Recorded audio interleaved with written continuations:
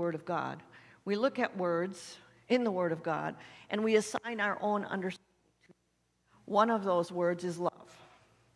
You know, you can ask 1,000 different people to define love, and they're going to tell you something different, right? But we say all the time here that love doesn't look like we think it should.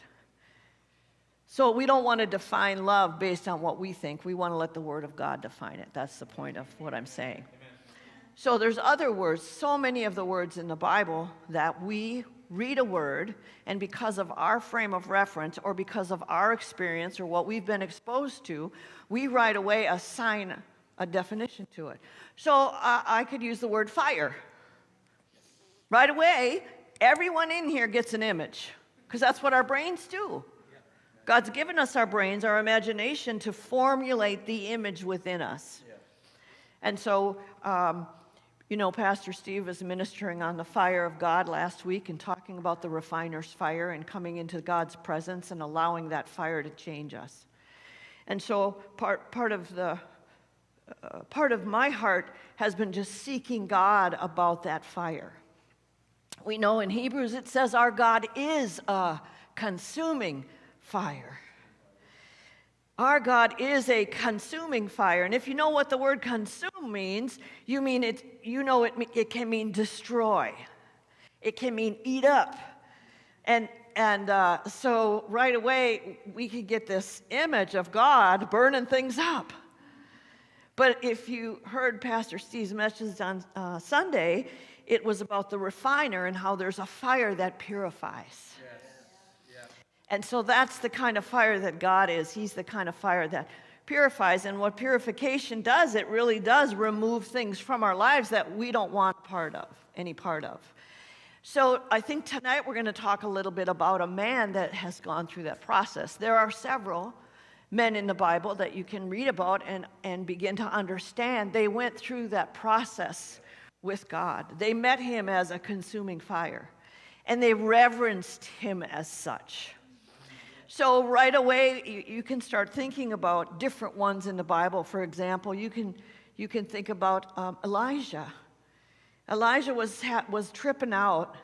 He was kind of freaking out on the mission that God had given him, and he was having an issue with Jezebel. And I'm not going to take the time to read the story. I'm just kind of trying to create an outline. And so God called him to the mountain. God called him to the mountain.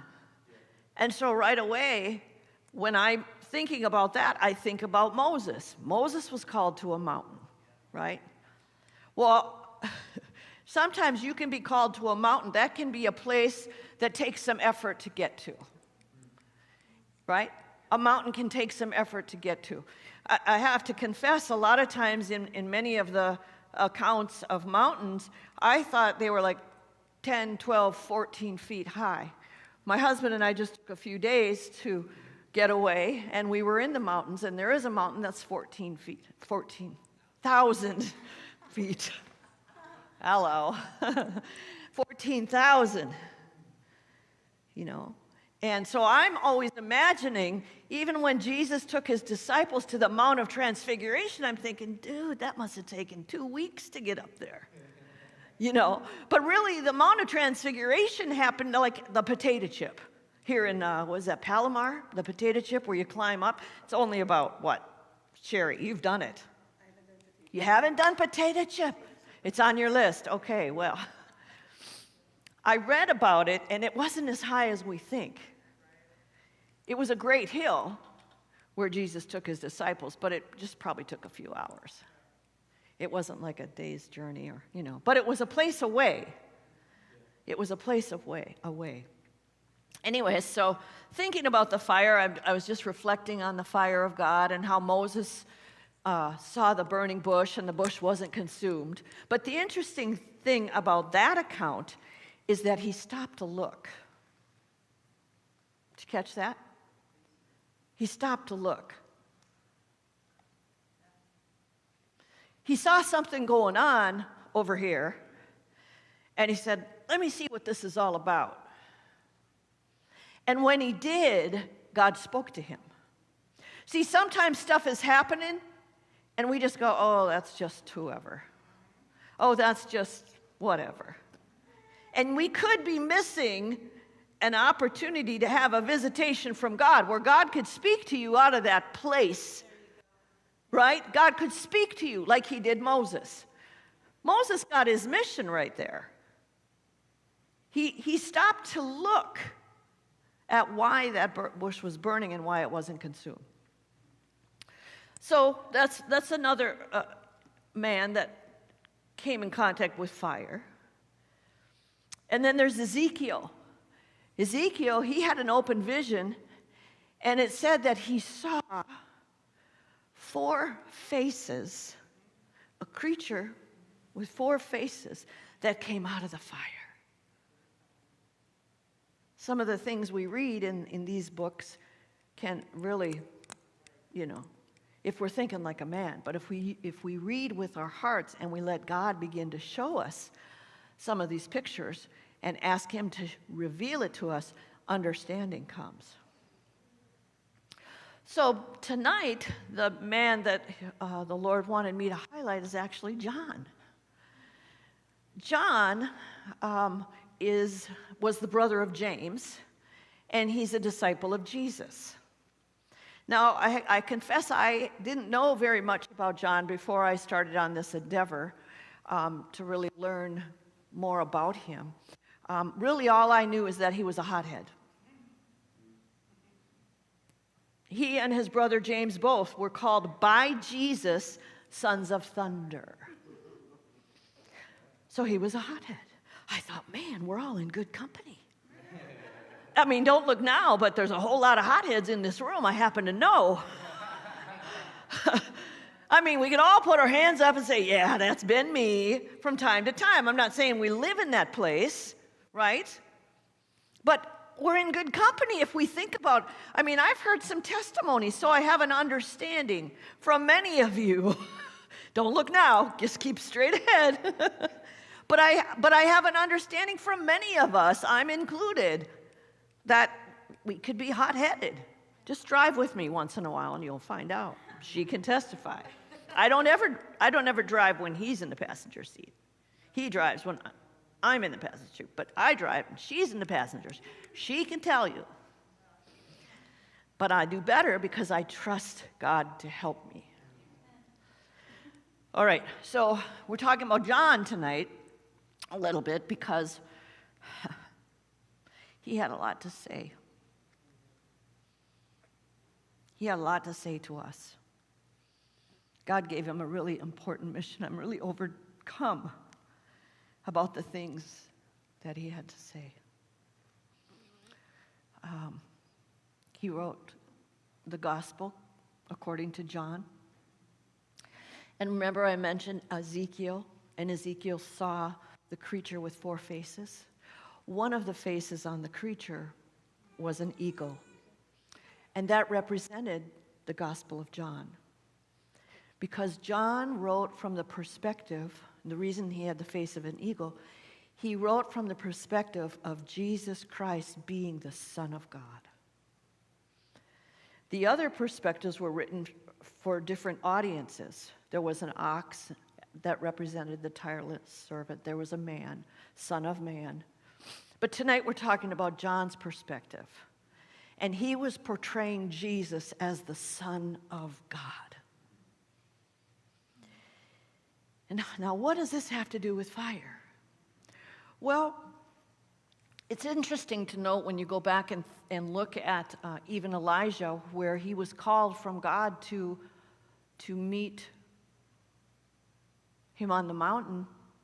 And he goes up to the mountain, and it says a big storm comes. But it says God wasn't in the big storm. That's in 1 Kings 19. God wasn't in the big storm. And a big wind comes, and God wasn't in the big wind. And an earthquake comes, and God wasn't in the earthquake.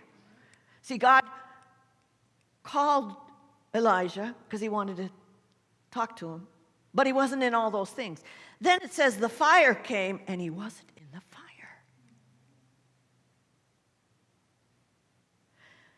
And all of a sudden, a still small voice came, and it was the voice of God. Sometimes, remember I started talking about defining words. Sometimes we think we put our own definition on fire. And so we think, well, God's going to move by fire. Well, what does that look like? Do you even know? Or have we assigned our own definition to what that looks like? Maybe we've been in a meeting where the whole place was on fire, so to speak. You know, jumping and hollering and dancing and whirling and going and blowing and all of those things. And maybe we've ascribed our definition to fire from that. But even in Ezekiel, it says that when God appeared to him, the fire came out of the word of the Lord. The fire came out of the word of the Lord. So as I said, my husband and I went to the mountains, and it was kind of funny because I saw a post from a pastor that she and her husband had gone away to the mountains to get before God and get some instruction for the upcoming year. And I had talked to Sherry actually on Sunday about it because we know that typically in October, God reveals to us things about the next year. So we were saying what perfect timing it was to go away for a few days. Everything just kind of fell into place and we were able to go. It wasn't planned, necessarily. So we're talking about, oh, that's really cool of God's timing. But it wasn't like we got up there and all of a sudden the fire started burning. Right? It wasn't like that.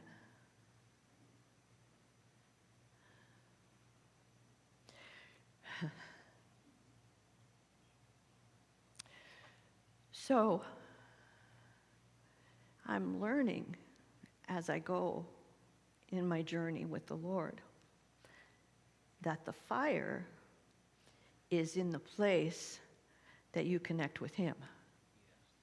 Whether it's in a mountain or in your bedroom. Whether it's in a worship setting such as this or in your car. The fire burns within you when you connect to His heart. That's where the fire comes from, connecting with His heart. And I see now, He's so amazing to me. I love to spend time with Him in His Word. And I see how He'll never give you everything all at once. He doesn't go, hey, Daniel, you need this, here you go. He doesn't do that. He brings it in layer by layer by layer by layer by layer. Little bit by little bit by little bit. He even did that with the Israelites. It says when he had them go through the wilderness, He said they had to move it out little by little, little by little, little by little. So God knows what we can handle, and He gives us just that. And what's interesting is if you'll receive what He gives you, He'll give you more.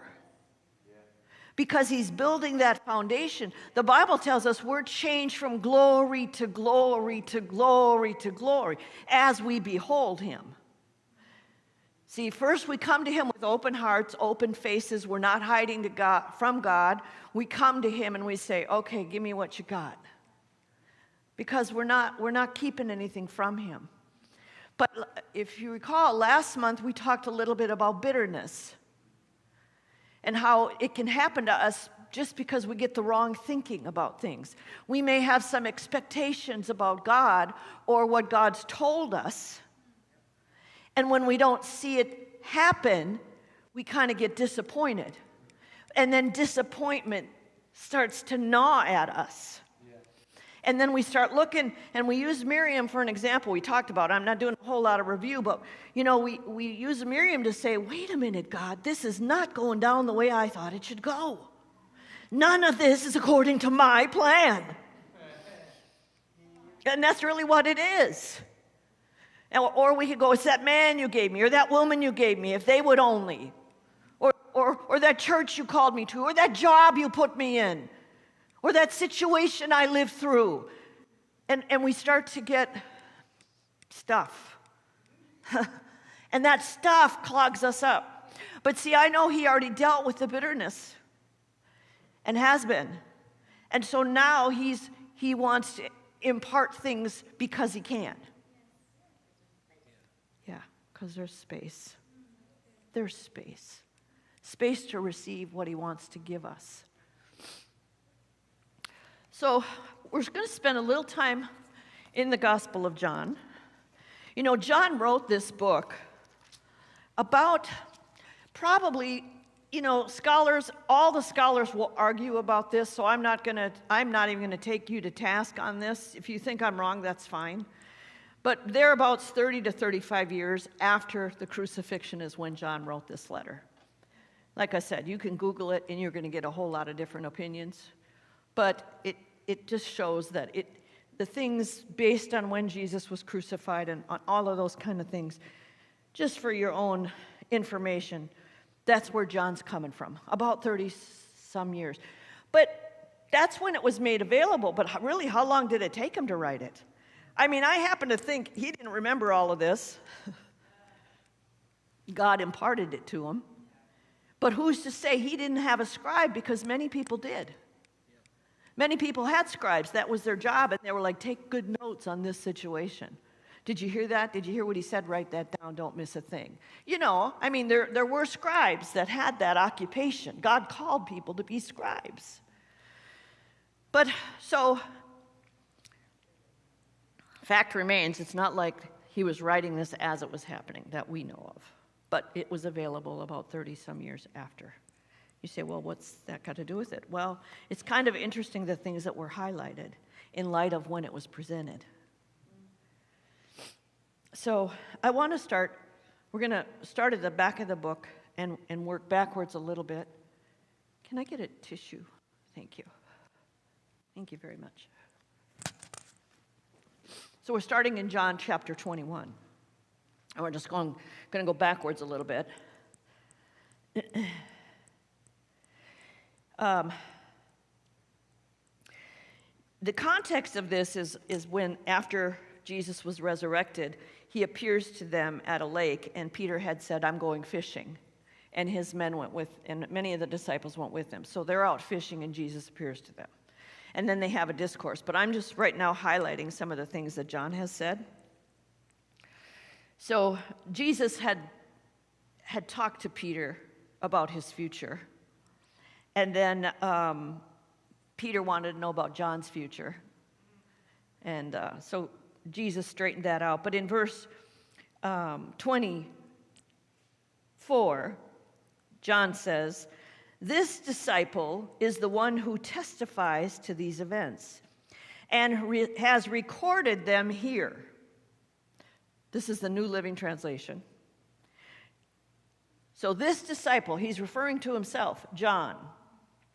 This disciple, to the one who testifies to these events and has recorded them here. And we know that his account of these things is accurate. So John is saying, my account of these things is accurate.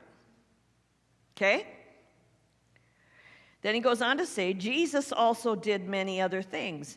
If they were all written down, I suppose the whole world could not contain the books that would be written. That's the last line of this book, the letter of John, the book of John, the Gospel of John. But as I said, we're backing up a little bit. So now we're going to go to John chapter 20.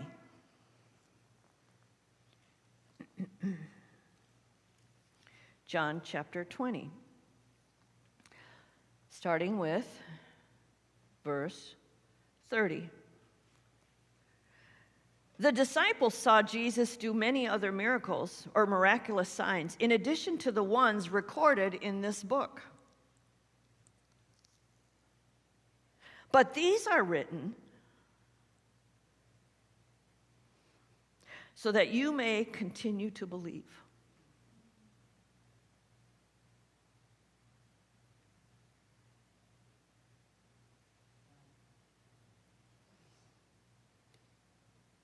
These are written so you may continue to believe.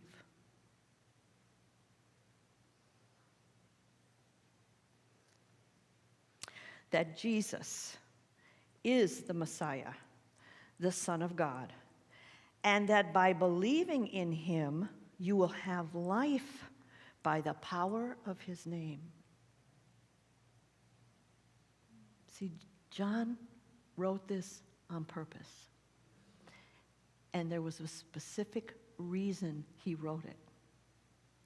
So you should read it on purpose because there's specific reason to read it. It's the Gospel of John.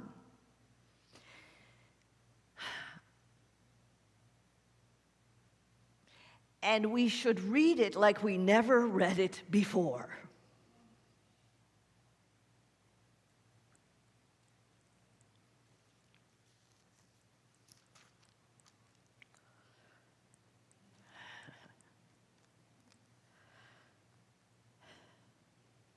Okay, so we're going to start with, now we're going to go to John chapter 20, verse 1.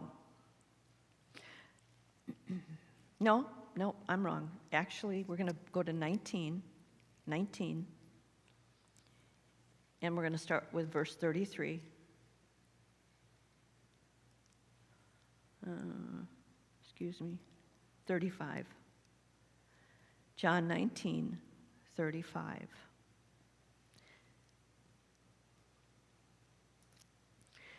This report is from an eyewitness giving an account, an accurate account. He speaks the truth so that also you can believe. King James says, "And he that saw it bare record, and his record is true, and he knoweth that he saith true, that you might believe." So John, in our language today, John is saying, I was there, I saw it, I write about it, so you'll believe it.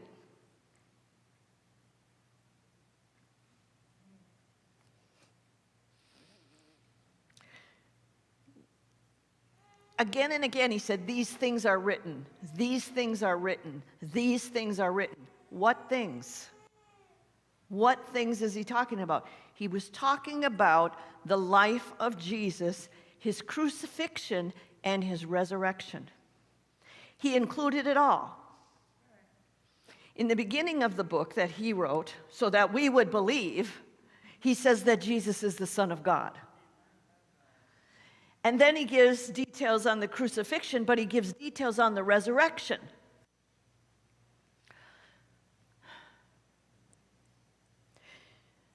Back to chapter 20, it says, the first day of the week comes Mary Magdalene early, when it was yet dark, unto the sepulchre, and she sees that the stone has been taken away.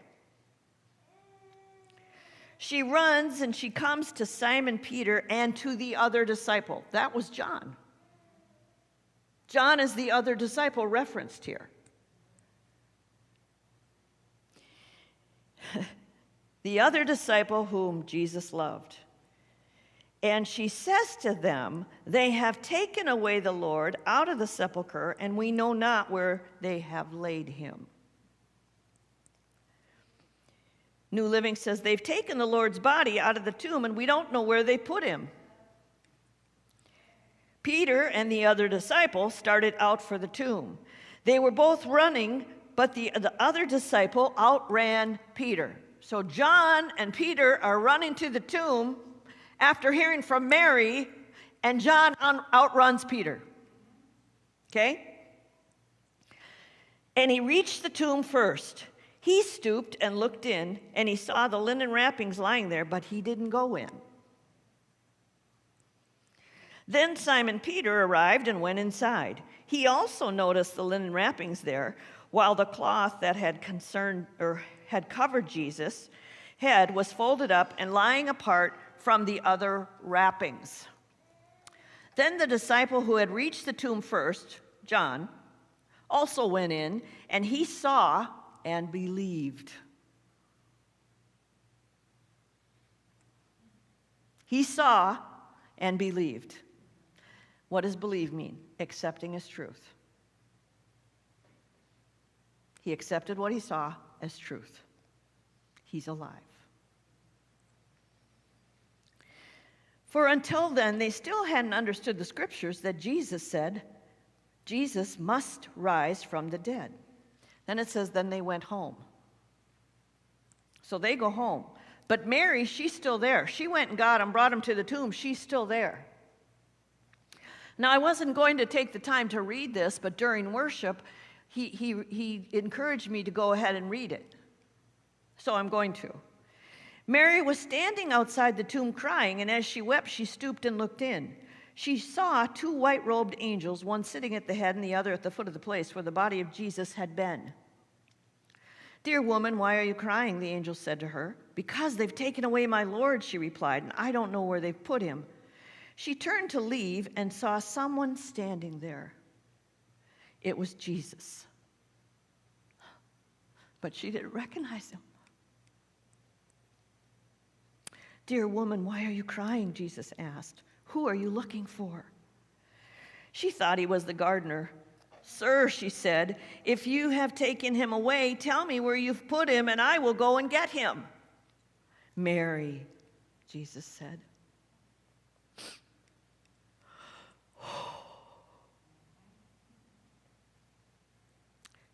She turned to him and cried out, Rabboni, which means teacher. Don't cling to me, he said. Don't cling to me, Jesus said, for I haven't yet ascended to my Father. She saw him before he took his blood to the mercy seat. He didn't ascend yet. This is that morning, the morning of the resurrection.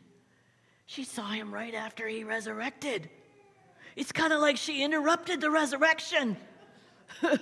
But you know it's all part of God's plan. So,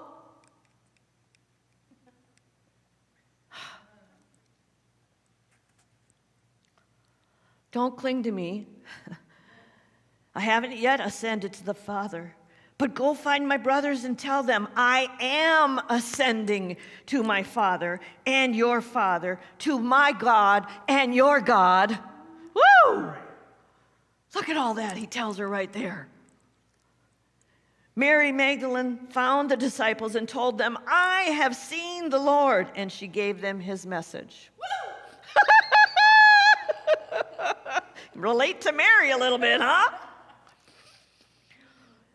That same evening, does it say Sunday? Next 19? That Sunday evening. Okay, we'll argue whatever day, but that same evening, the disciples were meeting behind closed doors because they were afraid of the Jewish leaders. Suddenly, Jesus was standing there among them that same evening. So now he has gone to the Father and he comes back. Wow. Same day. Same day. See, it's not just a whole bunch of silly stories, is it? Nope. It's not just the stuff we read and get all religified, is it? Nope. It's the truth. And John was an eyewitness account. This is an eyewitness account. Why? He tells us why. So we can believe.